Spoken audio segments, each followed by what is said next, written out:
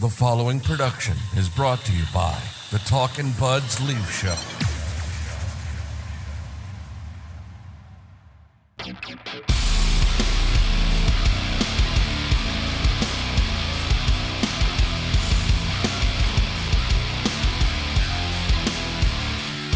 Here we go. Talkin Buds Leafs Show, episode 282.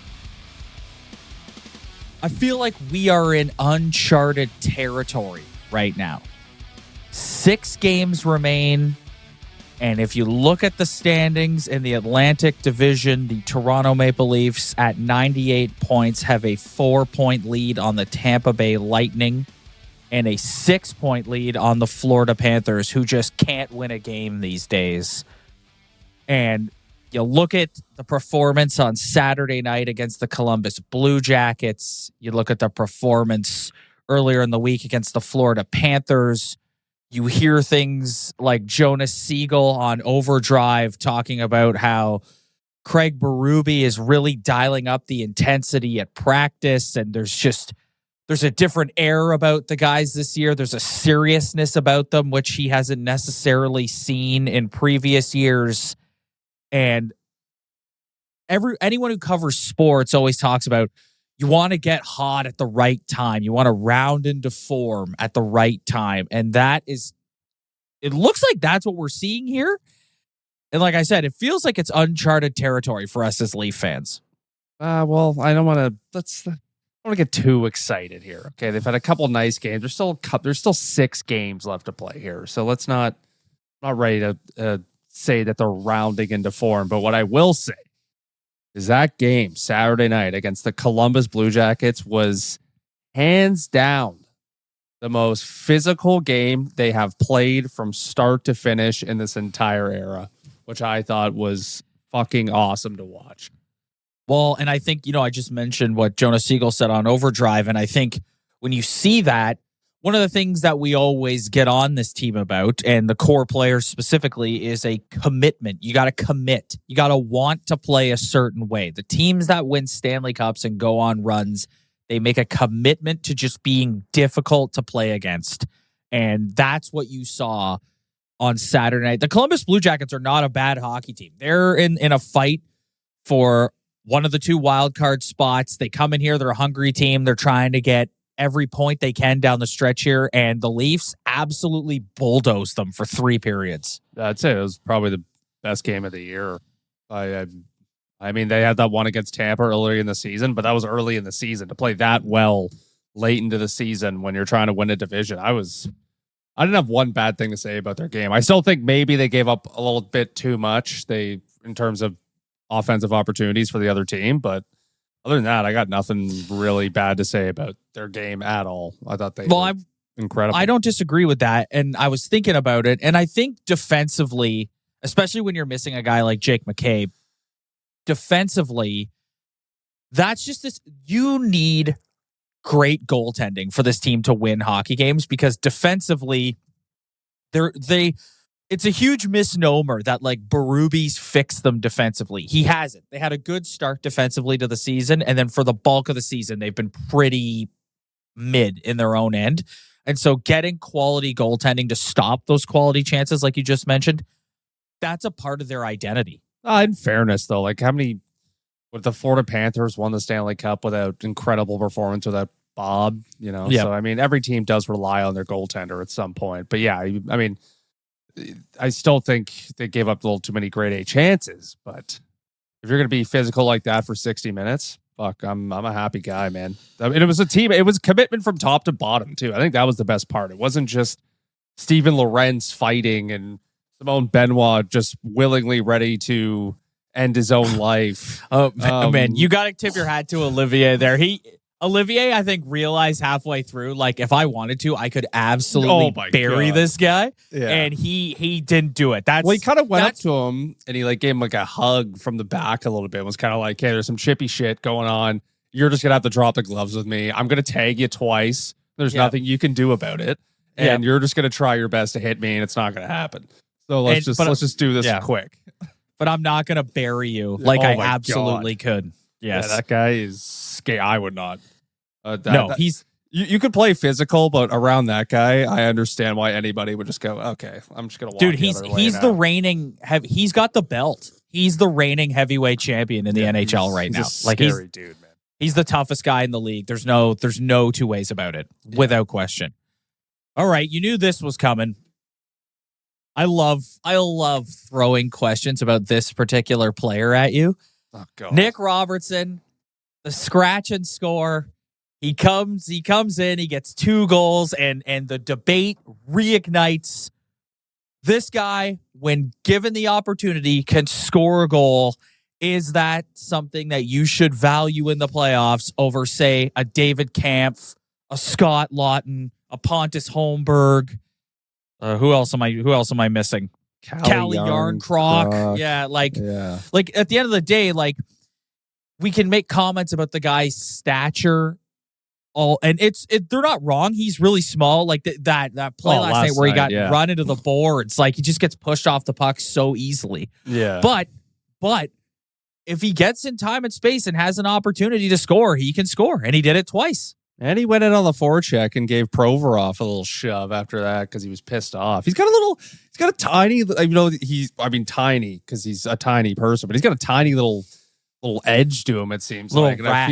And I feel like the way the Leafs have like treated him has only like enhanced that. I don't know, man, because I've said on this podcast so many times where that guy is only useful when he has an opportunity to bury one, but you got to give him credit that he can bury it when he gets the chance. Those were 2 nice goals he scored last night that Pontus Holmberg isn't scoring. No. So I don't know, Calle man. Yarncroc isn't scoring. I mean, if you really think about it logically, you would prioritize a guy who would be able to put the puck in the net because you just can't find that from other dudes. You can find other dudes to play defensively. There's a lot of guys who do that, but there's not a lot of guys who can put the puck in the net when they have the opportunity. But in fairness, when that guy is not playing well, he's nowhere to be found. So I don't know. It's a really tough decision, man. He's a really interesting player in this whole in his career here in this whole era. He's an interesting dude. I don't know what you do with him. It's an interesting kind of juxtaposition of their bottom 6 and their personnel, because like, if you're going offense specifically, you're like, let's put Nick Robertson in. He can score you a goal. But if you're playing a heavy team like the Florida Panthers, who are in free fall right now, we're going to talk about it in a minute, then you kind of want to be like, he can get pushed off the puck easily. His defensive game isn't the greatest. So maybe you look at a guy like a Holmberg, a Yarncroc, or whatever. But the problem is, like you just said, Holmberg and Yarncroc are not bearing it. You need a wide open net and every star to fall into line for Calle Yarncroc to shoot the puck in the net, for Pontus Holmberg to shoot the puck in the net. Fuck, at this point, for Scott Laughton to shoot the puck in the net. Like, you need all the stars to align. So that is something that I could see Berube tinkering with in the first few games. Like, I could see a scenario, like, let's just say game 1, they lose and they have trouble scoring. They only score 1 goal or something. I could see him coming back in game 2 or game 3 and being like, all right, David Kampf, because he's hurt right now, but he's scratched David Kampf a few times. I don't think Craig Berube feels the way about David Kampf that Sheldon Keefe did.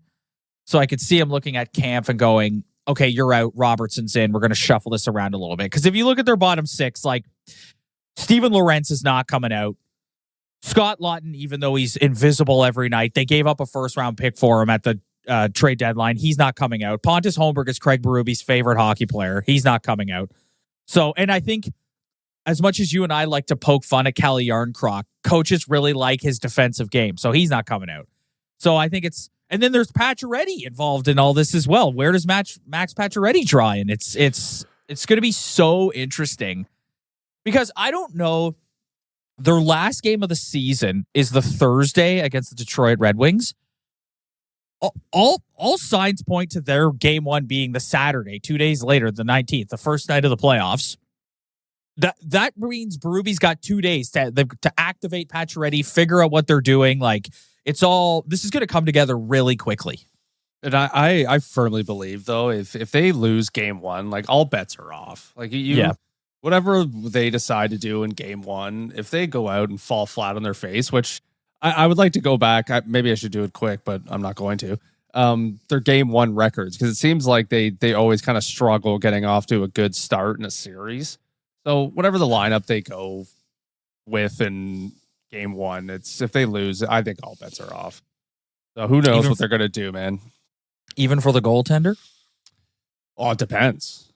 Yeah. If it's like a 5, well, I mean, they went with Stolarz again, so I think it's kind of clear that that's the guy. And then they were hyping him up on the broadcast last night, talking about how much he communicates and he's on everybody and he's just he wants to win. Know. Yeah, exactly. The guy wants to prove himself.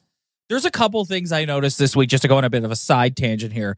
A couple guys who I think they're intangibles we don't give enough credit to. Stolarz, we just mentioned, he's one of them. And the other one, he got hurt, but there was a video on the Leaf Blueprint video, easy for me to say, on their social media with Jake McCabe. And it's like, he's another guy that I think is just so important in that dressing room. And his injury's kind of shrouded in mystery, but you hope that they're like, okay, it might be minor, whatever. Let's shut you down and make sure you're good to go for game one. I know you're trying to win and win the division here, but that's a guy that you got to protect and make sure it's ready for game one. Yeah. Yeah. No, you got to do what you got to do to make sure that guy is 100% ready for game one. I agree. Speaking of, I just want to mention one thing about Scott Lawton. That guy looks like he hasn't slept in 3 weeks, man. Yeah. You like the camera pans on him, and he looks like he's just exhausted. I just want him to break through so bad, but again, he's just kind of out there. So I don't really know what he can. Speaking of the Jake McCabe injury, what did you think of everyone's most coveted Maple Leaf, Phil Myers, getting his opportunity to draw into the lineup on Saturday night? Well, it was a good night to draw in because I thought overall I walked away from that game thinking positively about just about everybody. So it was a good night to draw in because I thought that was their best game of the year. So I had no negatives to say about them at all because I thought overall they all played pretty well. So do you still feel that Benoit's the better option over him? Simone Benoit proved the type of character he has last night. Yeah. He will willingly take his life into his own hands for the team. Like that, that to me, that was a character win for Simone Benoit last night. I wanted to take it in this direction with you today. Auston Matthews gets his 30th goal of the season. Obviously, a far cry from where he was this time last year. Obviously, us and the fan base. He's been a constant topic of conversation all year. I think in the last week or so, since the LA game, he's really sort of locked in, and you've seen him kind of he looks like he's working his bag off out there, and he looks like he's understanding the role he needs to play with the playoffs on the horizon and where this team is. And do you think we've been hard on him, but overall, it's just a classic example of, in January, we're all sitting here going like, what the fuck is wrong with this guy? Something is really wrong with this guy.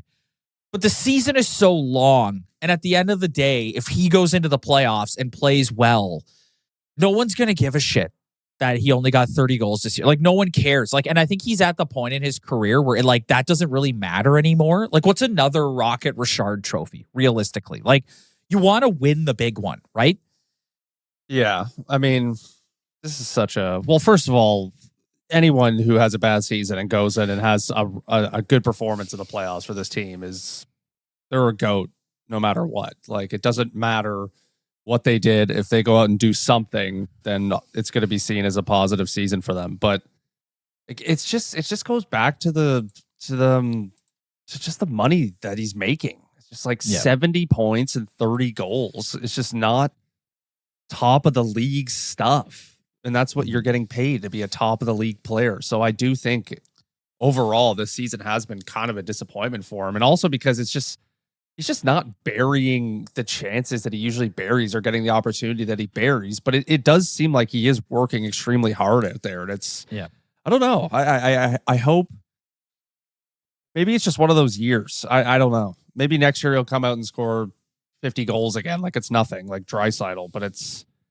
Yeah, but he's not out there not trying. He's out there, like last night, he was cross-checking with a guy in front of his own bench. I don't know. It's been a really weird year for him. I think it's been a really good year for some dudes. It's been kind of a weird year for others. But again, like you just said, if they go into the first round and he plays his ass off and they end up winning that series, then who gives a shit?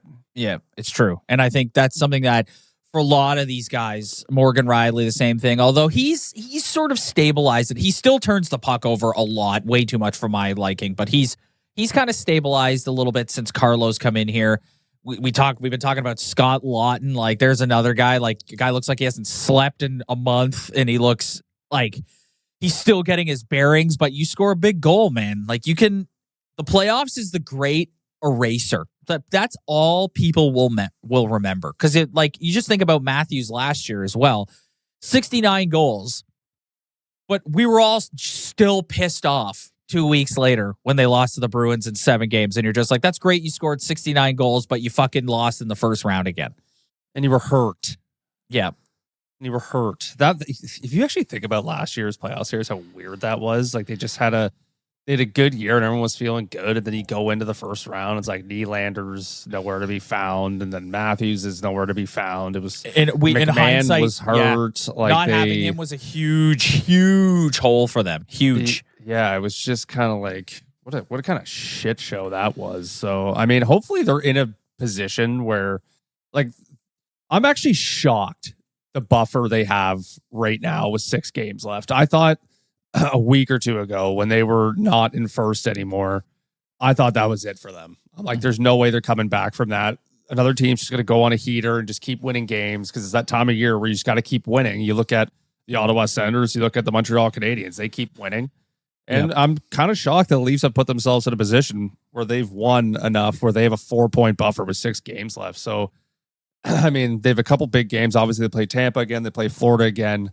If they can have some sort of a buffer, then with 2 games left, it's like they're going to win this division. Then you can sit a couple guys and they can get a breather before that's a quick turnaround to go to Thursday to Saturday from the end of the season to game 1. We don't know that. But if you're just going on the history of the way the league works, like they usually have the Leafs play the first night, the opening night of the Stanley Cup playoffs. And there's going to be all kinds of things going on with the schedule. Like if the Habs get in, they're not going to want the Leafs and Habs playing on the same night. So they'll stagger that.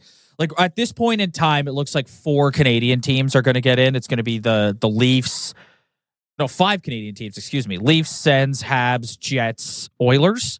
And so they're going to stagger all those out for Canadian TV. And it's going to be, because that's a tight turnaround, man. Like 48 hours later, and this is why these games this week against the 2 Florida teams are really important. Like if you can get 2 points in regulation in both these games, which is a tall fucking ask, man, especially that Wednesday night, you come back against Tampa, who is like right there. Like they've passed Florida and they're the one that's on your heels now. You can get 2 points in both those games. That kind of seals it. Well, not seals it, but it just helps build your buffer. And then maybe you can consider those last 2 games, Buffalo and Detroit. Maybe you can rest a few guys. Like maybe you can call Matt Murray up and give him a start in one of those games. Like just put yourself in a position where those last 2 games against playing 2 teams that have nothing to lose in the Sabres and Red Wings, like that's you're not fighting for your life in either one of those games. Yeah, I mean, there's always that kind of weird. Everyone always brings up that it's important to play. You look at the teams that play important hockey up until the end and how like they perform in the first round. So I think overall, them just being in a position where they do have to kind of fight for their life to win this division is kind of a positive compared to all those years before where they were locked in for so long and it was just like we just got to get to the playoffs. So I think that's a positive. But if you win these 2 games this week, like you think that would bury it. And I do think it's so, again, I am the number 1 guy on this train. I think it's so important for them to win this division. This team has accomplished fucking nothing in this era. This would be an accomplishment. So to me, they have to win. I know we can debate if Florida's out of gas or if they can beat Tampa. Do we really want to play Ottawa? but that's, you know what, you got to beat good teams to go far in the playoffs. So whatever. But I think it's really important for this team to hang their hat on an accomplishment because they haven't accomplished anything. This NHL season has been as predictable as a puck rolling on its edge. No one knows where it's going. But that just means there's time for your favorite team to figure things out and games left for you to get in the action at DraftKings Sportsbook, an official sports betting partner of the NHL. It's super easy for first-timers to get started. Try betting on something simple like picking a team to win. Go to DraftKings Sportsbook app, select your team, and place your first bet. And if you're new to DraftKings, listen up. New customers bet $5 to get $150 in bonus bets instantly. Download the DraftKings Sportsbook app now and use code THPN. That's code THPN for new customers to get $150 in bonus bets instantly when you bet just $5. Only on DraftKings. The crown is yours. Gambling problem? Call 1-800-GAMBLER. In New York, call 877-8-HOPE-NY or text HOPE-NY 467-369. In Connecticut, help is available for problem gambling. Call 888-789-7777 or visit ccpg.org. Please play responsibly. On behalf of Boot Hill Casino and Resort in Kansas, 21 and over. Age and eligibility varies by jurisdiction. Void in Ontario. Bonus bets expire 168 hours after issuance. For additional terms and responsible gaming resources, see dkng.co/ice. So you just alluded to it. The Florida Panthers are in a bit of a free fall right now. The Ottawa Senators are 4 points behind them. So it is, if they don't get their shit together here, this is quite feasible that winning the division means you get the Florida Panthers in the first round of the playoffs.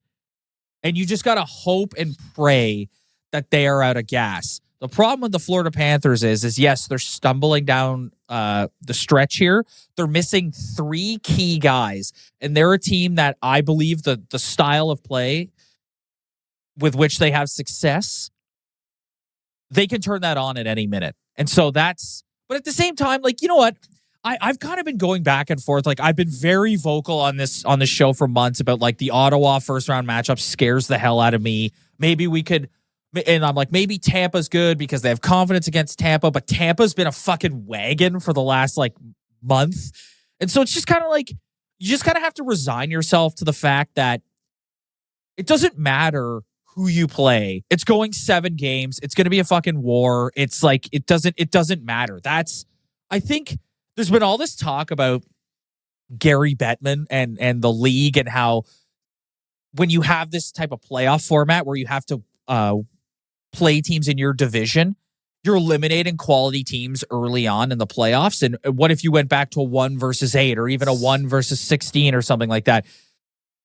I think Gary has said for years that he believes the first round of the Stanley Cup playoffs is the most electric form of postseason sports there is. And I don't necessarily disagree with that. The amount of games, just the intensity, teams are fresh. And so you just, as long as it remains this format, even let's just say it wouldn't, it's obviously not going to happen, but let's just say the Leafs go on some epic run here and they catch Washington and then they win the East. The fucking Montreal Canadiens are coming in hot, man. Like, I think that's an even worse matchup. Yeah. Like there's no, like, and right now, like the Washington Capitals have 107 points. The Montreal Canadiens have 83. I don't think Washington's just going to walk over Montreal in the first round. No way. The Habs are coming in. They got absolutely nothing to lose. They're playing with reckless abandon. It's like, there's just no such thing as an easy matchup. Like, if you look at the potential playoff matchups right now, especially in the Western Conference, like, you're going to get Dallas and Colorado and the 2 teams that are Stanley Cup contenders in the first round. That's fucking insane. That's insane. Yeah, but a team that could theoretically march to the Stanley Cup will be done in the first round. I just find this, maybe somebody can school me in the comments, but I never fucking understood this 1 versus 8. Go back the 1 versus 8 argument. I don't get it, because if you look at the Eastern Conference right now, all the matchups would be the exact same if it was 1 versus 8. Yes, I think You're right. Yeah, look, I'm looking at it right now. Tampa would play Florida. Hurricanes would play the Devils. The Leafs would play. It's the exact same fucking order. So I don't understand why people want to go back to that format. Now, it is a little bit different in the West. Like the Stars would be playing the Blues and the Avalanche would be playing the Oilers. Or no, the Avalanche would be playing the Kings, the Oilers. Yeah, so there's only one different matchup in the West based the 1 versus 8. So it's like, that's what I don't get about that argument. It's like, if you go back to that format, there's only one different series in your entire league. So I think the argument is what I just said, in that like two teams that I think could legitimately win the Stanley Cup in Dallas and Colorado, one of them is going to get eliminated in the first round. And I think that is, whereas if you look at like, say, I don't know, does anyone think the LA Kings are going to win the Stanley Cup? They're a good hockey team, but no, like they could get farther than a Dallas. Like, and I think that's what people are like, that's fucked up. Yeah, it would be Colorado, LA, and Dallas versus St. Louis if it went back to the old format. That's the only series that would change in that format. But other than that, Dallas every versus other St. Louis would be great, man. That Dallas is a juggernaut. St. Louis right now. Yeah, they don't lose. Yeah, and Dallas is a top team in the West. Yeah, so I don't it's know. insane. So I don't don't. So long, like, we got off on a side tangent here, but I just never understood that.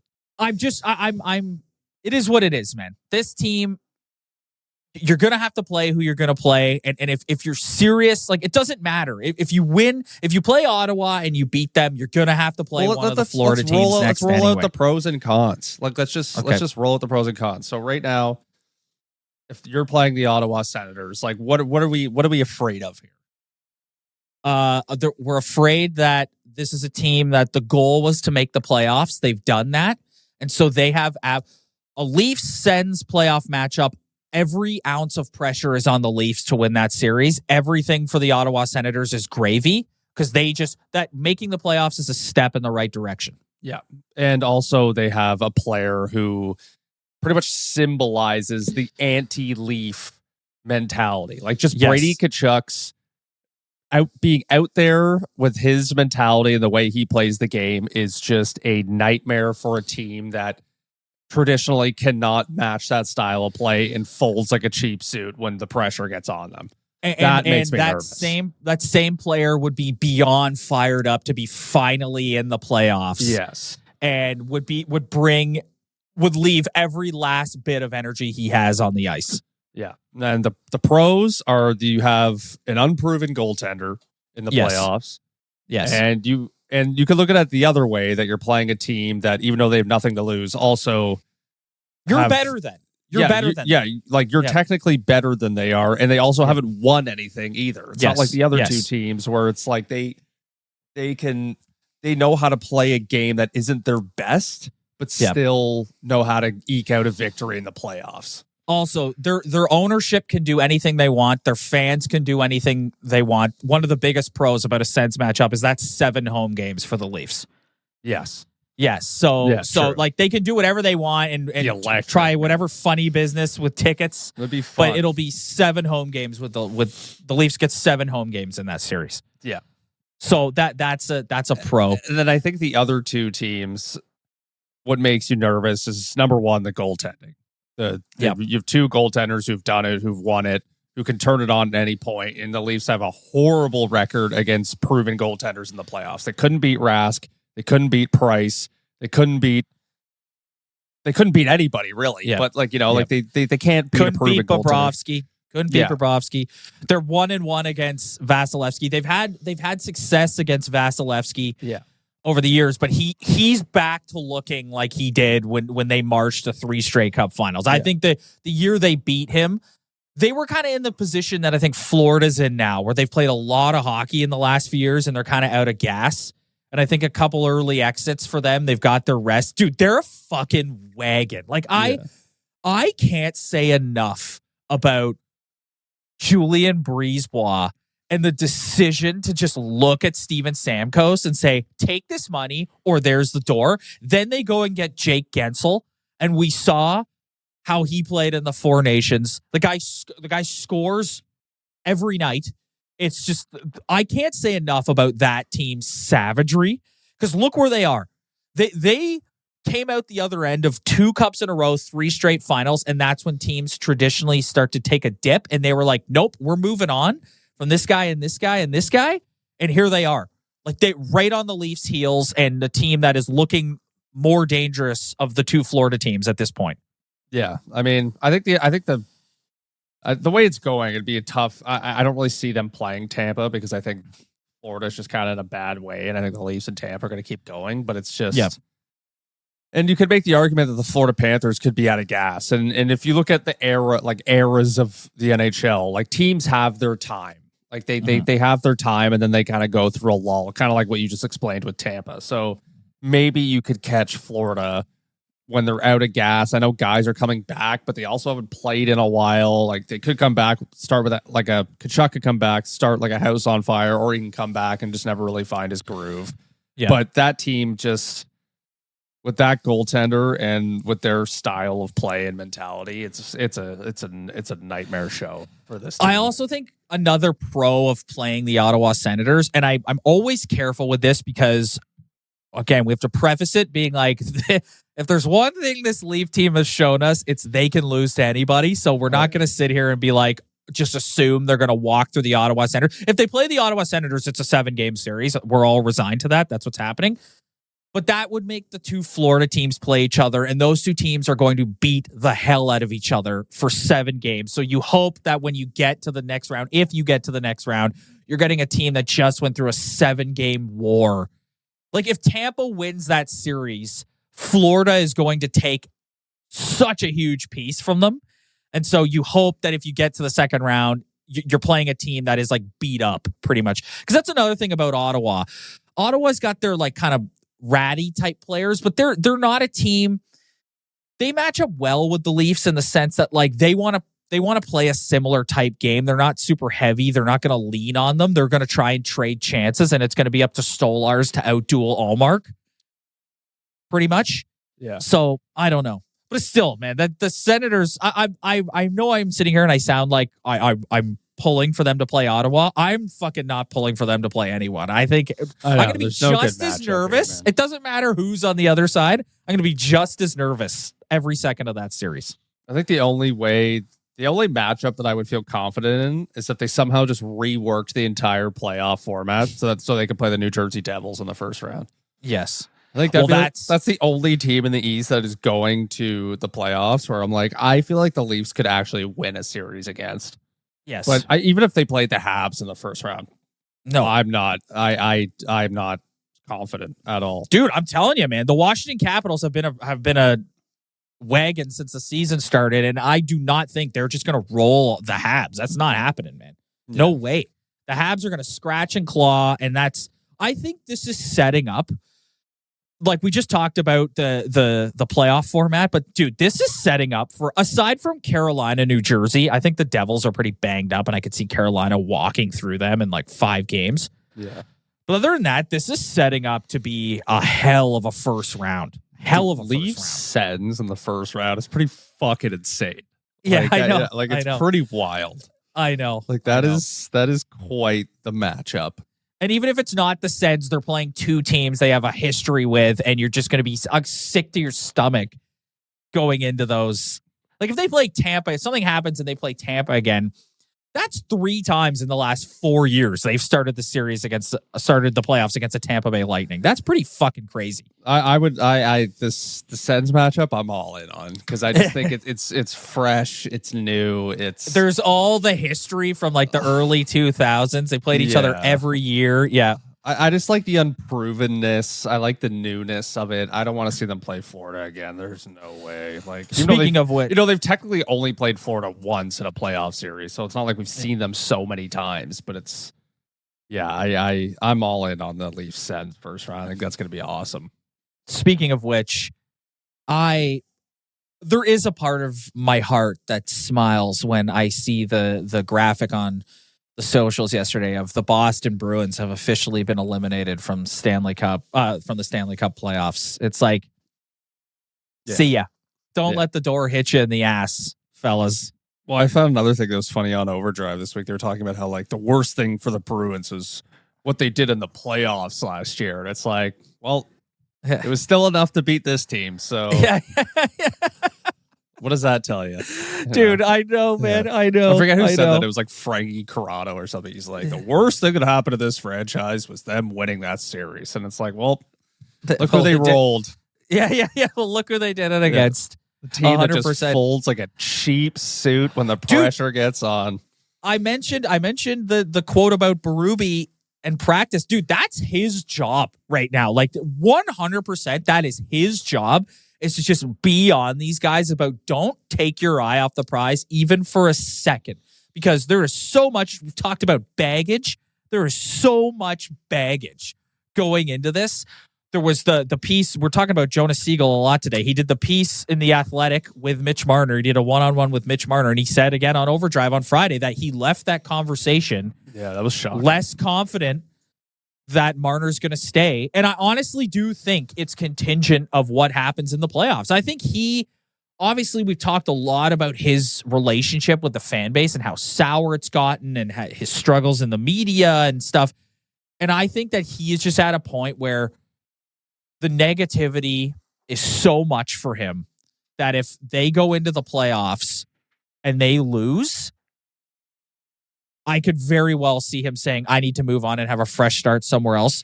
But to me, the thing with him is not so much the results, it's how he's looked in the results. And that's the thing with all these guys.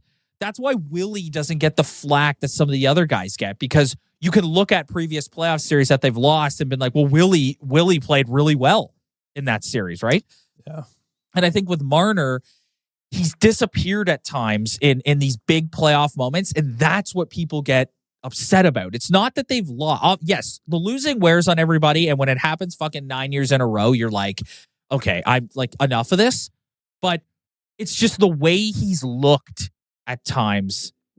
That's why the fan base has soured on him. Yeah. I also don't get, if he is sick of the negativity, I also think that's kind of, I don't know. I don't love that either, because it's like, how can anybody in this fan base not be negative, man?